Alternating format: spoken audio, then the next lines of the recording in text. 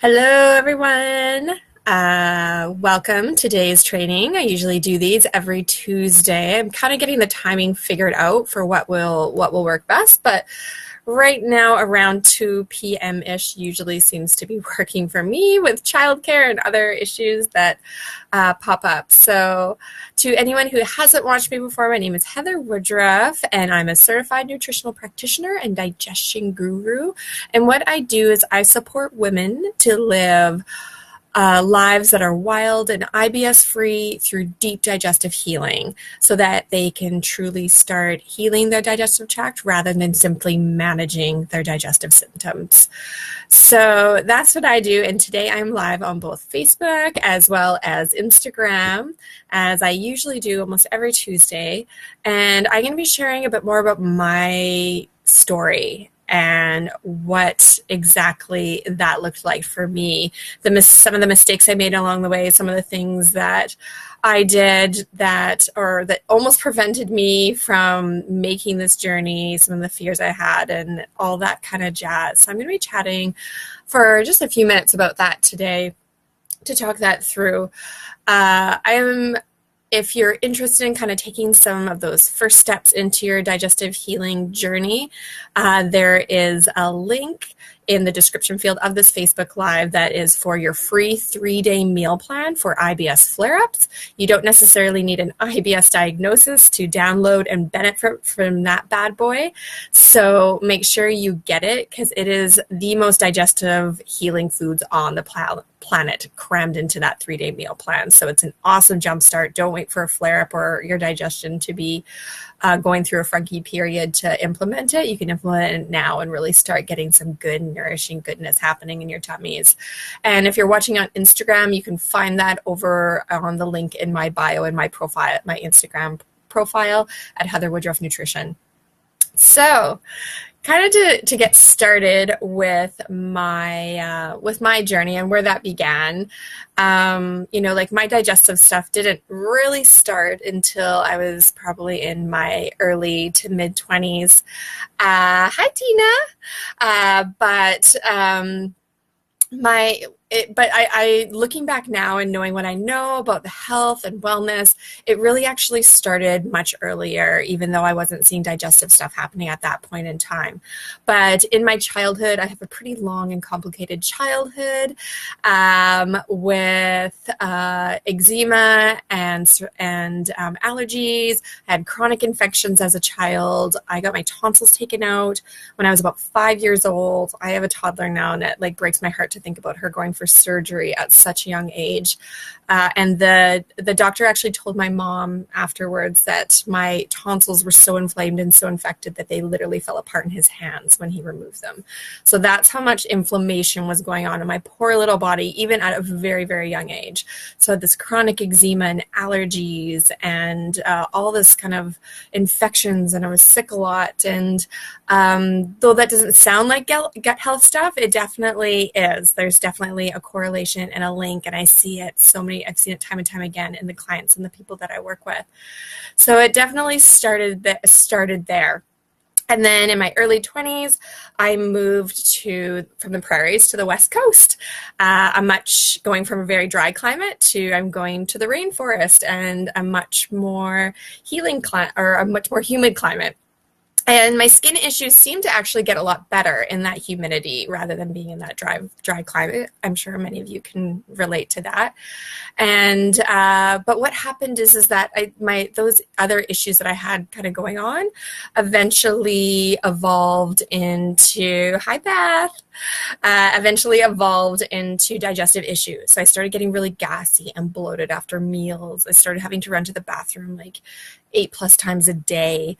And I would wake up in the morning with this perfectly flat tummy, and then I would look like I was about 5 months pregnant by the time I was going to bed at night. And it was really frustrating and irritating. I couldn't really figure out what was going on.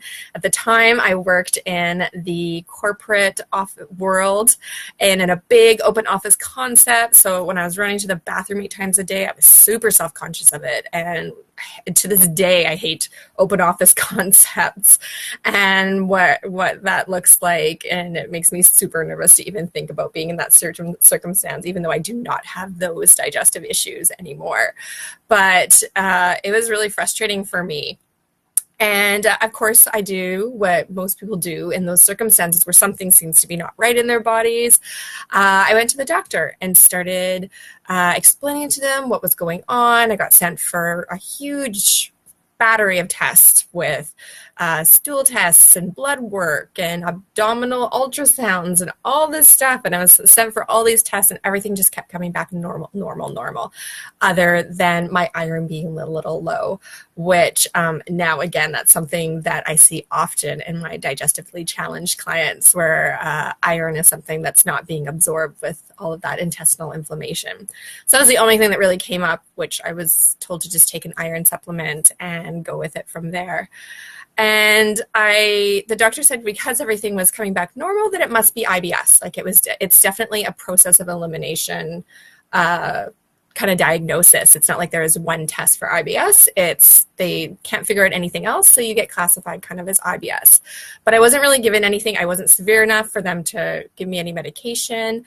I don't know if I would have even taken it at the time, to be perfectly honest. But that I was just kind of sent on my way. And so I just carried on. I dealt with it. I learned to just kind of live with it and manage it to the best of my ability. I got nervous over, obviously many things, and with going out and going to dinners and trying to figure out whatever to eat. So it was definitely something that it was frustrating to deal with. And then in my late 20s, I decided to quit my corporate job that I had at the time, or my big open office job. It wasn't because of the open office concept. It was for many reasons, but I quit it and decided to go traveling to Central America for a year. I wanted to go surfing. I wanted to learn Spanish. I just wanted to change in my life at the time. And so I kind of, dropped everything and quit my job and gave up my apartment and went to Central America for a year to do all of those things plus more. And it was amazing. And something that was super fascinating about me going to Central America and traveling through Panama and Guatemala and Costa Rica and, eating all of the local food there and getting out of what I was eating here. And I was obviously trying to travel inexpensively. So I was just eating what the locals ate. I was eating, their rice and beans and fish and vegetables and kept it really simple and mellow. And my digestion got better. Like in that time that I was away, and it happened really shortly after arriving, within that first month or two, my digestion got better, which is crazy to think about, going traveling to a third world country and your digestion getting better, not worse.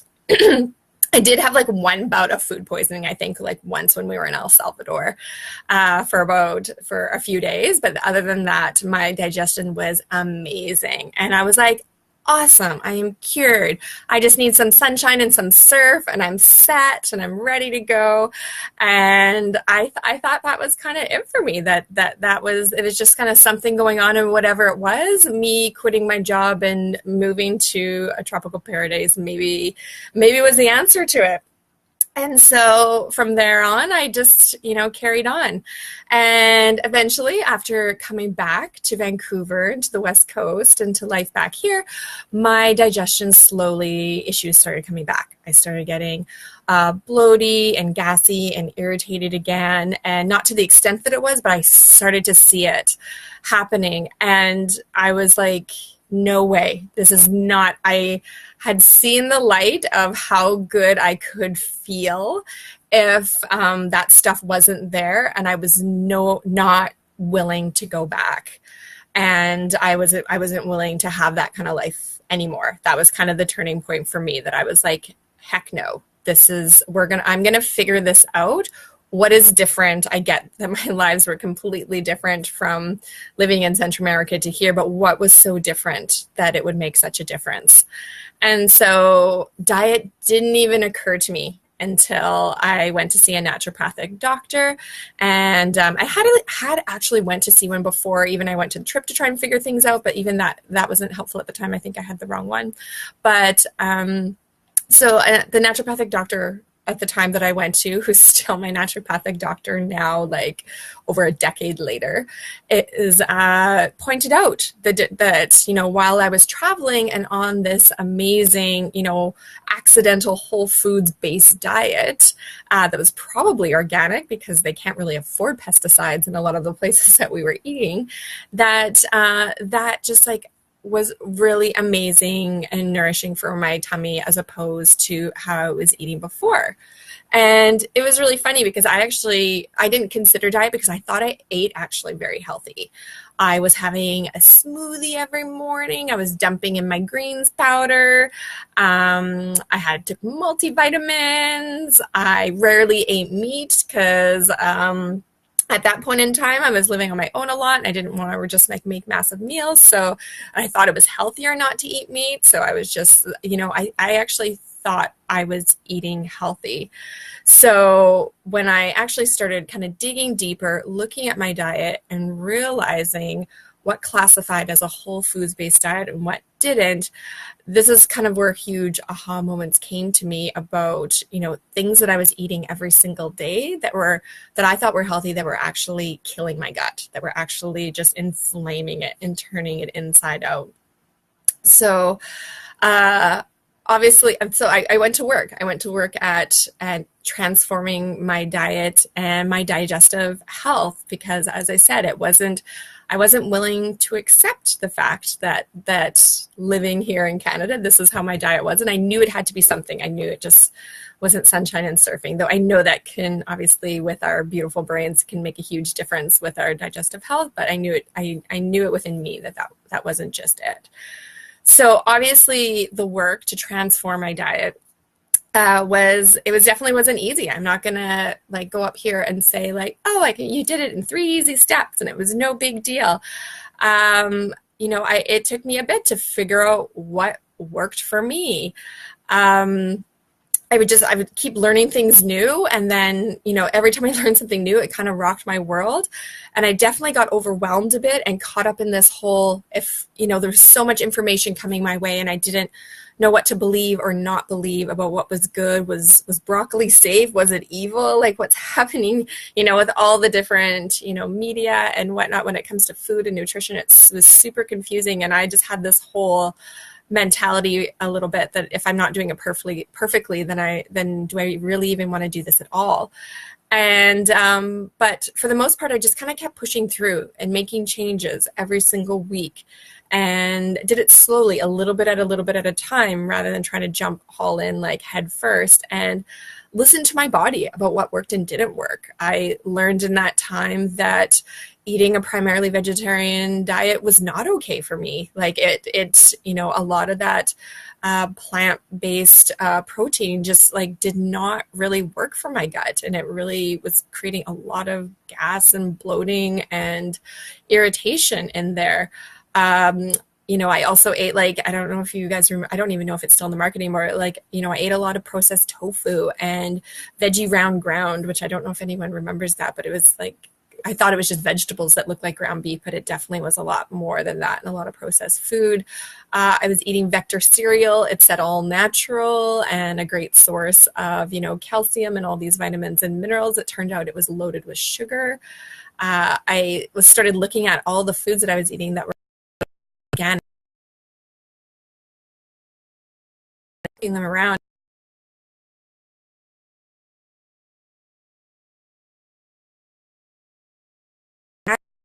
Gluten-free on it. It didn't necessarily mean it was healthy, and there was oftentimes a lot of food in there, or food, or I don't even say they're food, but products in there that with names I couldn't even pronounce. And if you've watched any of my videos, you know that if I feel like if you can't pronounce it, how do you expect your body to know what the heck to do with it?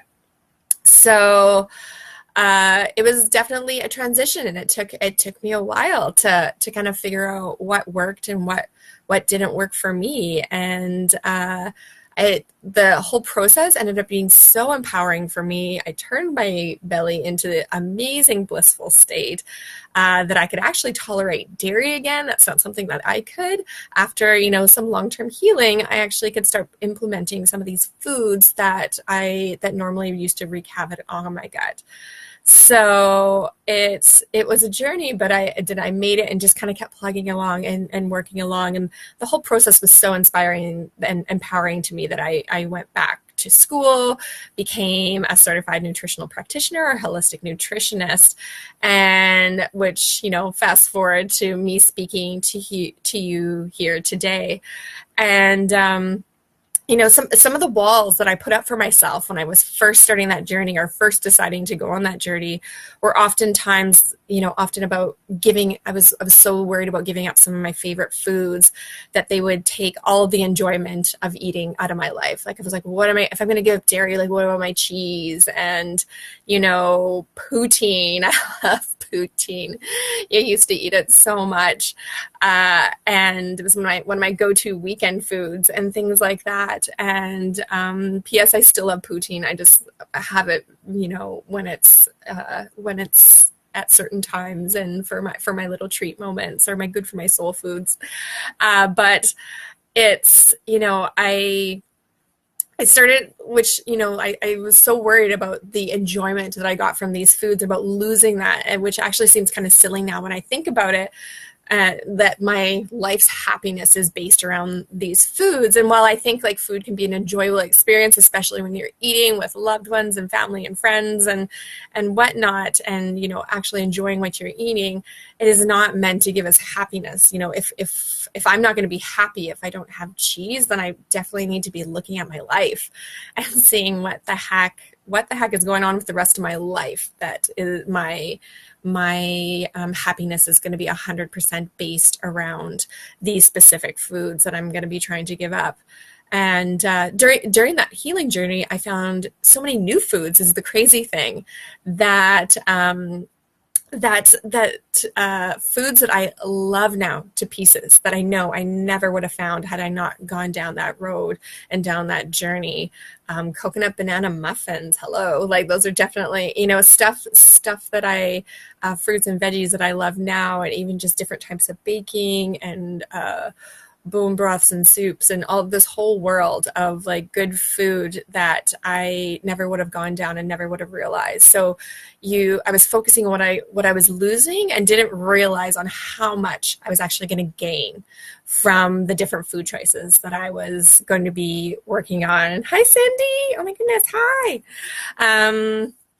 So that was a big thing for me in terms of retraining my mind a little bit to look at it in a different way and look at that journey as not going to be something that was going to be all about me giving up, but it was going to be all about what I was gaining. And, the thing about finally making the decision to do something different and push yourself to becoming a better, more healthful version of yourself is that, you may just become a better, more healthful version of yourself, making it almost painful to look back and realize just how long you spent in that sick, uncomfortable space. Like I think about the years that I spent before Central America, before I figured out all my digestion stuff, and think about like, wow, I wish I would have found it sooner. That wasn't my journey, clearly, but I think about all those years that I spent just struggling and sick and running to the bathroom and really frustrating that, hi, Heather. And it was, it's crazy to think about all of that and realize that I could have done it sooner. And so it's so important to just, take those steps now. And it's crazy to think about that when we're attempting, expecting a different outcome, but we're doing the same things over and over. We need to do something different if we want a different outcome. And it doesn't mean that we need to pack our bags and quit our jobs and move to Central America for something to just click and realize it. For those of you just tuning in, if you want to listen to that story, definitely go back and listen to it. But or maybe you do, maybe not. But like it could be taking just easy steps today As I was talking about at the beginning of this video, if you want to start taking some steps right now, please download the free 3-day meal plan for IBS flare-ups. You do not need to be IBS diagnosed. It's definitely just meant for people with chronic ongoing digestive stuff happening. So it is the most easily digestible, yummy food on the planet. So go download that bad boy. If you have any aha moments or questions or anything, please comment below. If you, even if you're watching the replay of this, please do. I always go back and answer questions for every single question that's answered or asked. So please go ahead and do that. But that's kind of my story and how I worked through and kind of kept pushing myself to figure out another way. And there is another way. This doesn't have to be your forever, despite what you've been told now or in the past that, this is your, oftentimes we're told IBS has no cure. And I don't like to throw around the word cure. It's not, I never say I will cure you, or, I personally don't even take that on. I thank you. But I think I love to support the women that I work with to getting to know themselves and getting to know their gut and start tuning in and really truly listening to their gut and finding a way that they're going to eat and eat well and without being as restrictive as you can, and to encourage healing and recovery and growth. And I do not have those symptoms that I had before. I am not gassy. I'm not bloated. I've seen it in my clients that once we just find their perfect diet, that they start really figuring it out, and that their digestion really starts to calm down, and oftentimes quite quickly. When our digestive symptoms are our body's way of speaking to us, and it's what we need to do to just listen to it and get into a healthful way and healthful balance to reconfigure it and give it what it needs to thrive and be blissful, and stop screaming at us so much that something's not right. So again, thanks so much for those who tuned in today. I love the waves. I love to see the hearts come up. It's great to see that as things are being liked and whatnot. So thanks so much for tuning in today. Again, if you have any questions, don't hesitate to write them below and comment.